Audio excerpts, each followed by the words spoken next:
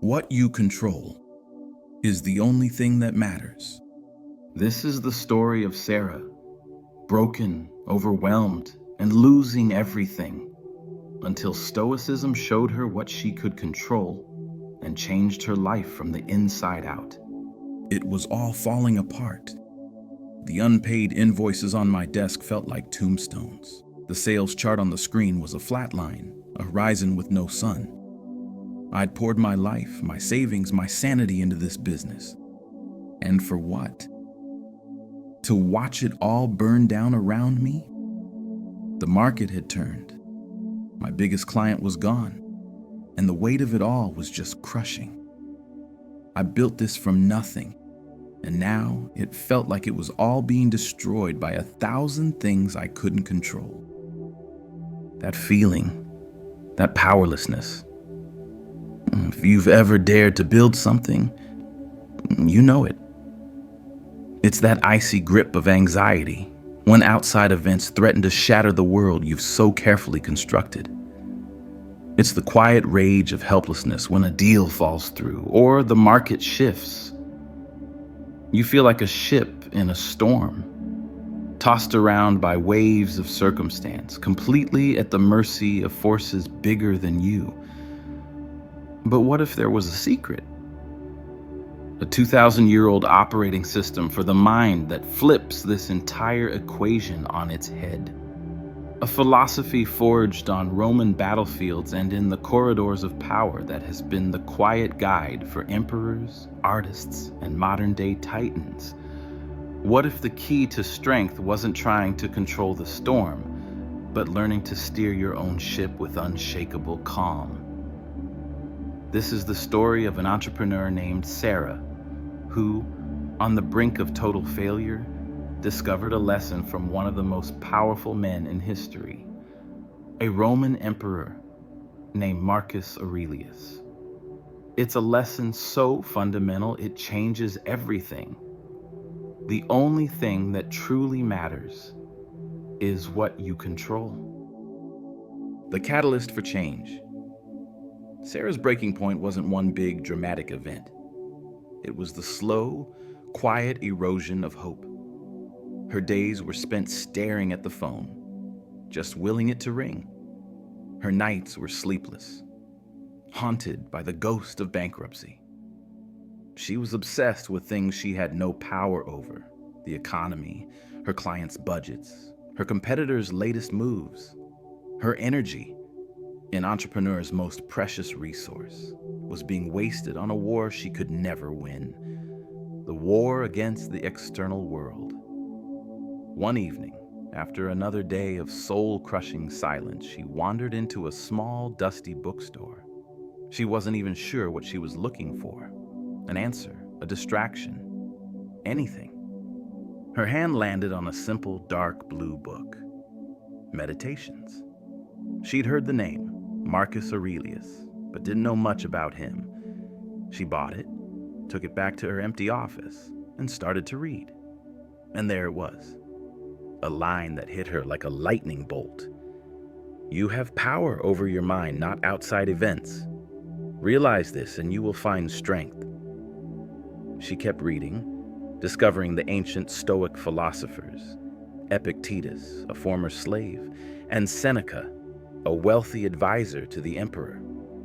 They all pointed to the same core principle, what we now call the dichotomy of control. The idea is shockingly simple. Some things in life are up to us, and some things are not. What's in our control? Our thoughts, our judgments, our choices, and our actions, our responses to the world. And that's it. The list ends there. What's outside of our control? Pretty much everything else: the weather, the economy, what other people think of us, whether they buy our product, whether they return our calls. Even our own health isn't fully in our control.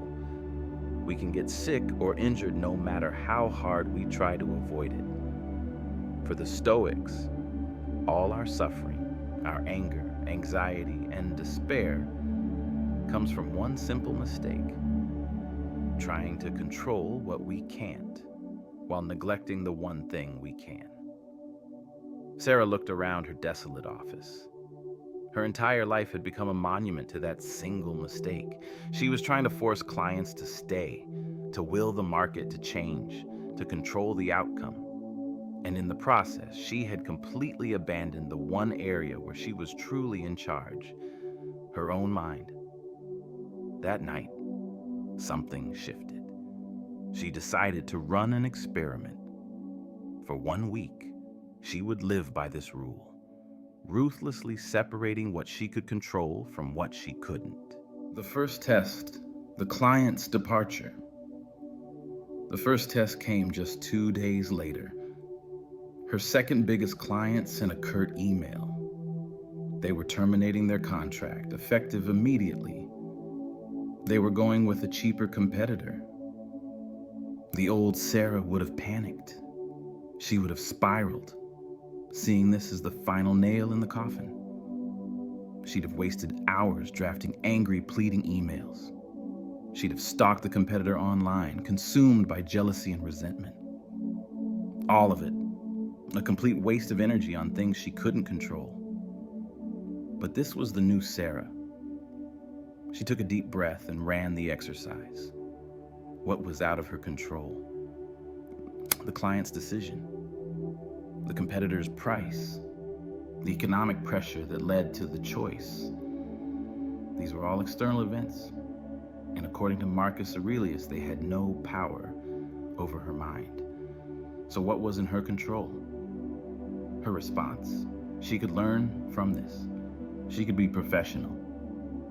She could decide what to do with the next 3 hours of her life.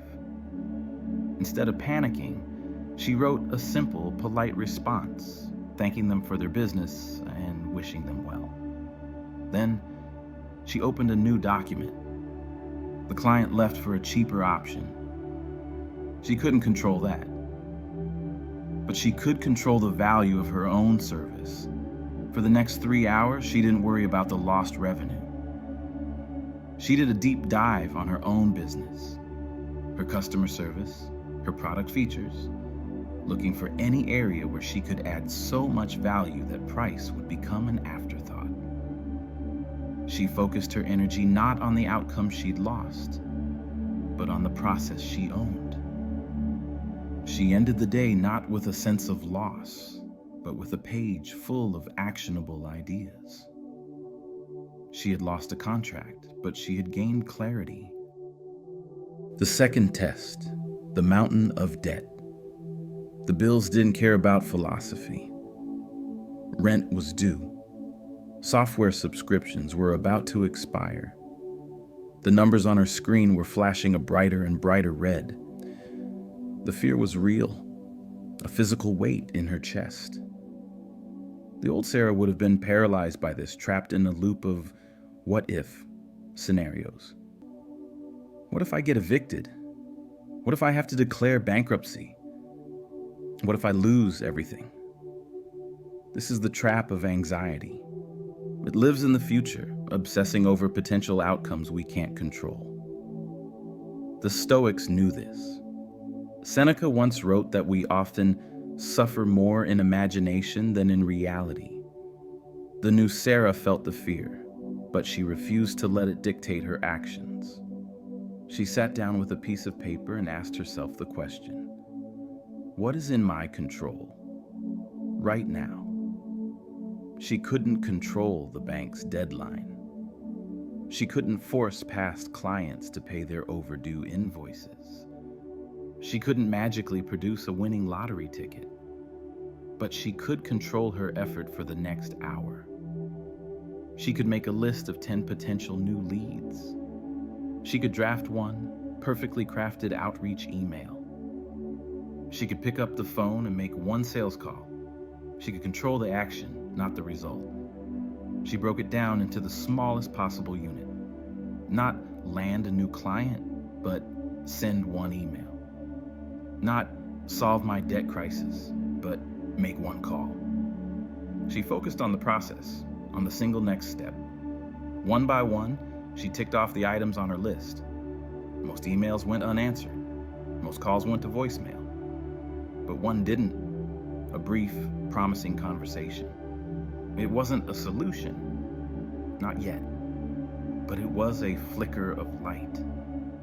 By focusing only on her actions, she had starved her anxiety of its fuel, the uncontrollable future. She had replaced the paralysis of fear with the momentum of action. She didn't know if her business would survive, but for the first time in months, she knew that she would. If you've ever felt that same sense of overwhelm and you're finding this story valuable, take a moment to subscribe. We explore these timeless ideas every week, turning ancient wisdom into practical tools for the modern world. The third test, the redefinition of success. A few weeks into her Stoic experiment, Sarah's biggest competitor launched a massive marketing campaign. Their ads were everywhere. Industry newsletters praised their game-changing new platform. The old Sarah would have been crushed, consumed by envy and a feeling of being left behind. Her inner critic would have screamed, "They're better than you. They're going to win. You've already lost." This is the ultimate trap for any creator, tying your self-worth to external validation and comparison. But Marcus Aurelius had a lesson for this too. He constantly wrote about how absurd it is to care more about other people's opinions than our own. Sarah saw the ad. She felt that familiar pang of comparison. But then she stopped. She asked the question, is their marketing budget in my control? Is the praise they're getting in my control? Is their success in my control? The answer to all three was a clear and obvious no. So what was in her control? The quality of her own work, her integrity, her commitment to her own clients, her personal definition of a good day. She realized the Stoics were offering a revolutionary idea. You get to define success for yourself, internally. A successful day doesn't have to be a day you close a huge deal. A successful day can simply be a day where you lived up to your own principles, where you acted with courage and discipline, where you did your best work, regardless of the outcome. That afternoon, she didn't get a new client. She didn't get a rave review. Instead, she spent her time meticulously refining a feature for her one remaining loyal customer, making it better and more valuable. She poured all her focus into the work itself. At the end of the day, her bank account looked the same, but her entire mindset had been transformed. She had found a source of fulfillment that no competitor, no market crash, and no external event could ever take away. She had found success in her own actions. The fortress of the mind. This story doesn't end with Sarah becoming a billionaire overnight. That's a Hollywood fantasy. This is a story about something much more real and much more powerful. Her business did stabilize by focusing her energy only on the things she could control: her product quality, her deliberate actions, her customer service. She slowly started to grow again. That promising conversation eventually turned into a new client. Her dedication to her craft created unshakable loyalty. But the real transformation wasn't in her bank account. It was in her head. The chaos of the world hadn't vanished, but it no longer had power over her. She had built what the Stoics called an inner citadel, a fortress of the mind, immune to the arrows of bad fortune. She learned that resilience isn't about avoiding hardship. It's about focusing your power where it actually makes a difference. This is the ultimate lesson for every one of us. The world will always be unpredictable. There will always be things outside of your control. People will let you down. Markets will turn, and luck will feel like it's abandoned you. So my question to you is this: What's one thing you're worrying about right now that is completely outside of your control? Go ahead and identify it. And now, what is one small action you can take right now that is fully within your control? Tell us in the comments below. If this message resonated with you, like the video, subscribe for more Stoic wisdom, and share it with someone who needs calm in their life.